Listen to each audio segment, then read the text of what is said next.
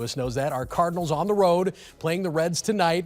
But how much do you know about the history of baseball in St. Louis? More specifically, baseball legends with their roots in the Gateway City.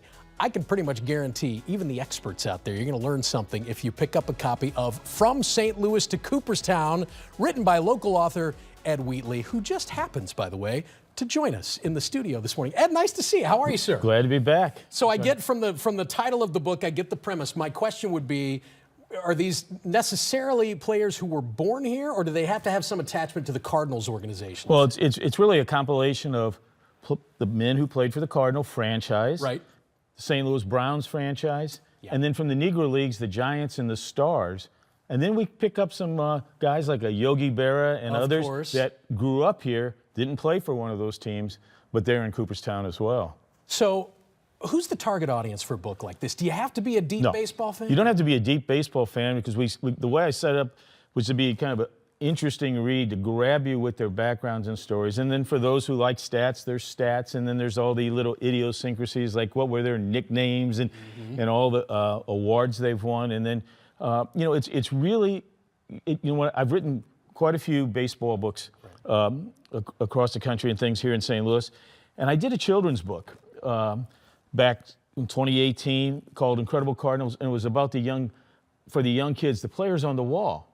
Well, you know, the left field wall only has 13 players. Right. You know, these are Hall of Famers, and we see them when we know them.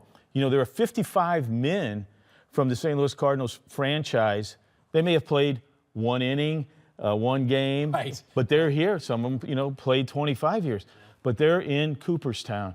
Who are these people? You know, and when I started seeing these young kids not knowing who Bob Gibson was, not knowing who Stan Musial was, and you know, that's kind of like a sin here in St. Louis, right? Right. So it's like, well, who are all the others? You know, we shouldn't forget the Negro League players that have come and played in the Hall of Fame, and we should never forget the St. Louis Browns. So let's go after all these players and make sure we know what's their background. If we're the best baseball town in America, you need to know the history. There you go. I think you're right. That's part of the package deal, right? This is mean, because I'm going to ask you basically to pick your favorite child. Do you have a favorite story that readers are going to take away from this book?